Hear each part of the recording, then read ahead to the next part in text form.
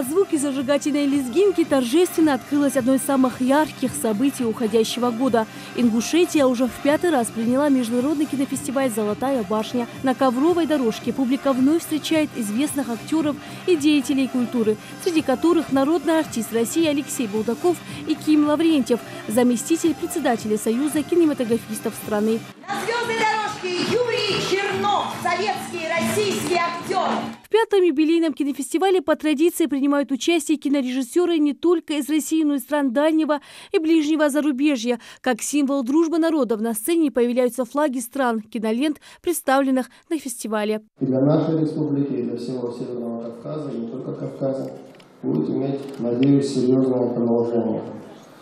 И хочу поблагодарить прежде всего наших гостей, Клима Анатольевича, всех тех, кто стоял у истоков создания этого праздника.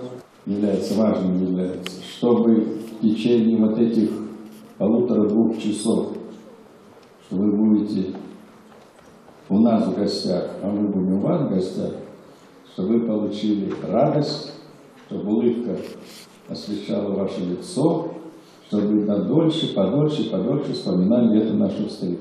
У именитых артистов театра и кино богатая творческая программа. Стихи, монологи, старые, но всеми знакомые и любимые песни. По традиции, в рамках международного кинофестиваля «Золотая башня» в республике прошли бесплатные показы конкурсных лент. Посмотрел 2 короткометражных фильма. Один был про горный заповедник.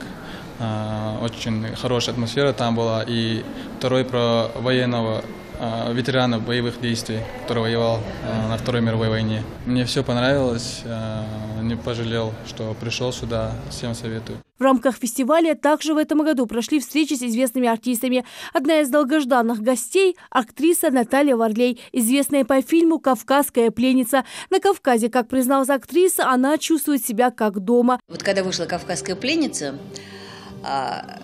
поскольку троица играла таких проходимцев, значит, они отрицательные персонажи.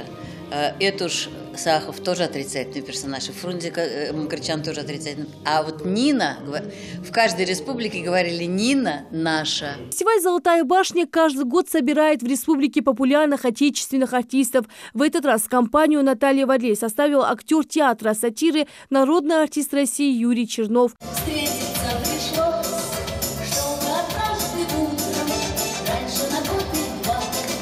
За 4 конкурсных дня на суд жюри были представлены 50 документальных фильмов. За главный приз статуэтки «Золотая башня» в номинации «Документальное кино» соревновались 28 кинокартин. Среди них и 4 киноленты наших коллег, журналистов национальной телерадиокомпании «Ингушетия». Решением жюри НТРК присуждается диплом за вклад в развитие кинофестивального движения в документалистике на Северном Кавказе. Ну а лучшим документальным фильмом «Ингушетия» признана картина национальной телерадиокомпании «Ингушетия» «Завербованные».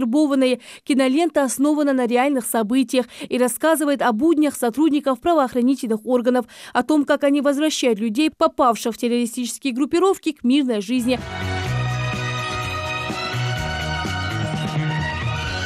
Таким был 5-й юбилейный международный кинофестиваль «Золотая башня», который с каждым годом все более прочно занимает свое место в киноиндустрии. Занавес опустили под громкие овации зрителей и прощания до новых встреч, но уже на 6-м кинофестивале. В 2019 году знаменитые актеры вновь соберутся на одной сцене, а национальная телерадиокомпания «Ингушетия» будет вас знакомить с яркими событиями. Рина Цычоева, Амина Бокова, Адам Далаков.